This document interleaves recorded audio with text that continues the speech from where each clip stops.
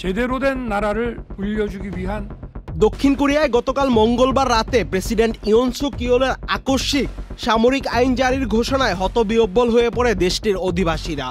50 বছরের মধ্যে এশিয়ার গণতান্ত্রিক এই দেশটিতে সামরিক আইন জারির ঘোষণা ছিল এটিই প্রথম। গতকাল রাতে টেলিভিশনে সম্প্রচারিত এক ভাষণে এ অপ্রত্যাশিত সিদ্ধান্তের ঘোষণা দেন প্রেসিডেন্ট ইয়ন সুক। এর পিছনে যুক্তি হিসেবে তিনি দাঁড় করিয়েছেন রাষ্ট্রবিরোধী শক্তি ও উত্তর কোরিয়া থেকে হুমকির কথা।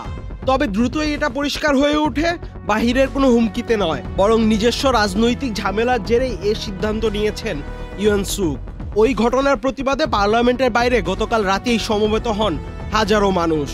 একই সময় প্রেসিডেন্টের এই পদক্ষেপ জরুরি এক ভোটাভুটির মাধ্যমে আটকে দিতে পার্লামেন্টে ছুটে যান বিরোধী দলের আইন প্রণেতারা।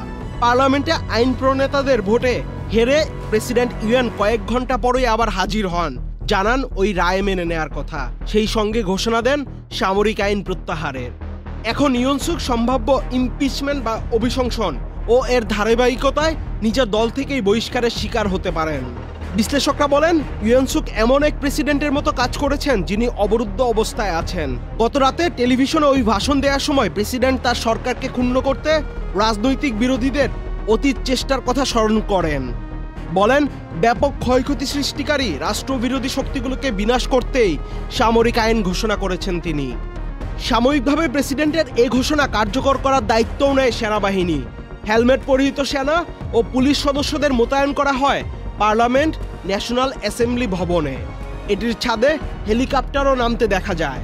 দক্ষিণ কোরিয়ার সংবাদ মাধ্যমগুলোতে প্রকাশিত ছবিতে দেখা যায় বন্দুক হাতে মাস্ক পরা সেনা সদস্যরা পার্লামেন্ট ভবনের ভিতরে ঢুকছেন। স্থানীয় সময় গতকাল রাত 11টার দিকে সেনাবাহিনী এক আদেশ জারি করে।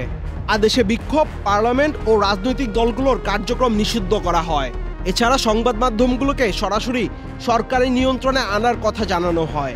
কিন্তু ইয়নের ঘোষণা তাৎক্ষণিকভাবে অবৈধ ও অসাংবিধানিক বলে আখ্যায়িত করেন দক্ষিণ কোরিয়ার রাজনীতিবিদরা। প্রেসিডেন্টের নিজ দল রক্ষণশীল পিপলস পার্টির নেতারা পর্যন্ত তার এই সিদ্ধান্তকে ভুল পদক্ষেপ বলে মনে করেন। ইতিমধ্যে সবচেয়ে বড় বিরোধী দল লিবারেল ডেমোক্রেটিক পার্টির নেতা লি জে মিউং প্রেসিডেন্টের ঘোষণা ব্যর্থ করে দিতে ভোটাভুটিতে অংশ নেওয়ার জন্য আইন প্রণেতাদের পার্লামেন্টে আসতে বলেন। বিক্ষোভ দেখাতে দেশের সাধারণ জনগণকেও পার্লামেন্টের বাইরে সমবেত হওয়ার আহ্বান জানান। লি জে মিউং তার আহ্বানে বলেন, ট্যাঙ্ক, সাজোয়াজান, বন্দুক ও ছুরি হাতে সেনা সদস্যরা দেশ পরিচালনা করবেন। আমার প্রিয় নাগরিকেরা, অনুগ্রহ করে ন্যাশনাল অ্যাসেম্বলিতে আসেন। বিরোধী দলীয় নেতার এই আহ্বানে সাড়া দিয়ে রাতেই পার্লামেন্ট অভিমুখে ছুটে যান হাজারো মানুষ।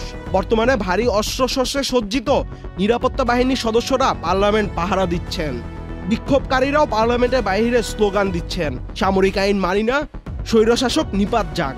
আইন প্রণেতারাও আইন শৃঙ্খলা রক্ষাকারী বাহিনীর প্রতিবন্ধকতা পেরিয়ে পার্লামেন্টে যেতে এবং ভোটাভুটিতে অংশ নিতে সক্ষম হন।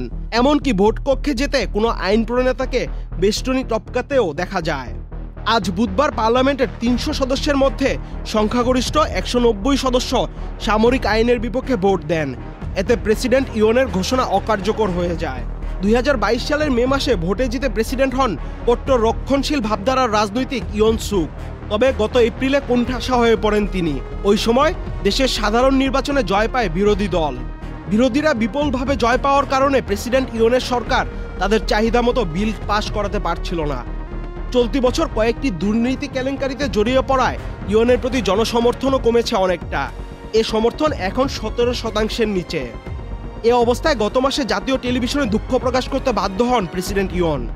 এই মুহূর্তে কি ঘটছে ও প্রেসিডেন্ট ইয়নের জন্য কি অপেক্ষা করছে তাই স্পষ্ট নয়। তবে সংবাদ মাধ্যমের খবরে জানা যাচ্ছে আইন প্রণেতারা তাকে অভিশংসনে পদক্ষেপ নেওয়ার দিকে এগোচ্ছেন। প্রেসিডেন্ট অভিশংসিত হলে এ সংক্রান্ত প্রস্তাবে ন্যাশনাল অ্যাসেম্বলির 300 সদস্যের মধ্যে অন্তত 201 জনকে পক্ষে ভোট দিতে হবে। আর তাহলে 2016 সালের পর দক্ষিণ কোরিয়ার কোনো প্রেসিডেন্ট অভিশংসিত হওয়ার প্রথম ঘটনা হবে এটি। 국군 통수권자로서 আহমেদ শাফি, চ্যানেল আই।